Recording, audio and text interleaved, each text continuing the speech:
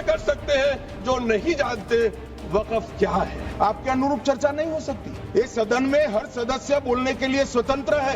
जिस पार्टी की सारी पॉलिटिक्स ही हिंदू मुस्लिम की पोलराइजेशन पे डिपेंडेंट है, जिसकी सारी राजनीति ही है पाकिस्तान मुसलमान खालिस्तान, आज इनको इतना दर्द कहां से आ गया?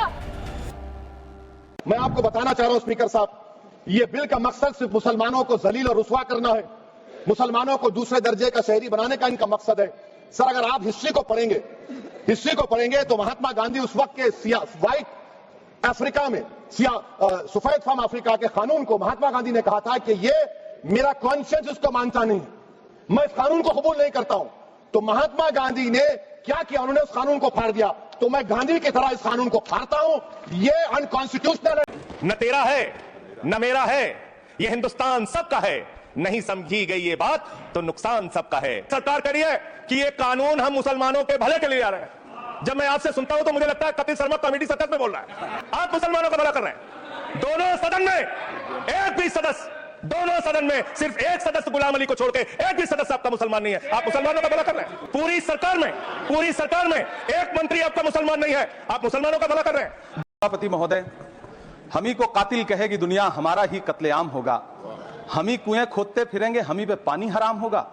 सभापति महोदय, सन 1947 में दिल्ली की जामा मस्जिद की तारीखी सीढ़ियों पर खड़े होकर के भारत रत्न मौलाना अबुल कलाम आजाद साहब ने कहा था कि मुसलमानों कहां जा रहे हो, यह है तुम्हारा मुल्क, यहां तुम्हारे आबाओ अजदाद की कब्रें हैं। उस वक्त मौलाना आजाद की ये सदाएं सुन करके लोगों ने अपने सरों की गठरियां उतार करके रख। आप बिल्कुल अंधभक्त होके गौरव जी की मोहर लगा रहे हैं बात पर। हाई कोर्ट और सुप्रीम कोर्ट में केसेस चल रहे हैं, वो सिर्फ ट्रिब्यूनल में हारे और जीते केस ही चल रहे हैं। ये तमाम केसेस की लिस्ट है। सैकड़ों केस ट्रिब्यूनल में हार के लोग हाई कोर्ट गए हैं। हाई कोर्ट में हिंदुस्तान के सैकड़ों केस चल रहे हैं। पता नहीं अनपढ़ लोग किस तरह से कोई भी स्टेटमेंट देके चले जाते हैं आगे। आपने कहा रोना रोना बंद कीजिए, ये भाजपा के अंधभक्त की भाषा है, एंकर की नहीं है। देश की संसद रात के 2 बजे तक चलाई जा रही थी और उधर 1:30 बजे रात में अमेरिका जो है वो 26% टैरिफ बढ़ा रहा था। तो देश को और खासतौर से भारतीय जनता पार्टी के मतदाताओं को यह समझने की जरूरत है, ये वक्फ बिल पूरी तरह से एक प्रायोजित कार्यक्रम था ताकि अमेरिका जो टैरिफ लगाने जा रहा है उससे ध्यान हटाया जा सके।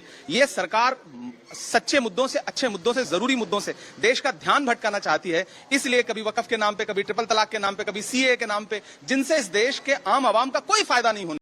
इस विरोध का यही मतलब है कि हम मुसलमान के साथ ये जो अन्याय हुआ है ये हम नहीं चाहते। ये हमारे साथ बिल्कुल सरासर नाइंसाफी है और ये पूरे मुल्क में, पूरे हिंदुस्तान में और पूरे आलम में इस बात को हम पहुंचा के रहेंगे कि ये मुसलमानों के खिलाफ बड़ी बड़ी साजिश हो रही है। तो देखिए जिस तरह से यहाँ पे अब पुलिस जो है सभी को यहाँ से हटा रही है, ये AIMM के जो प्रदेश अध्यक्ष हैं वो भी यहाँ पे, साबिर भाई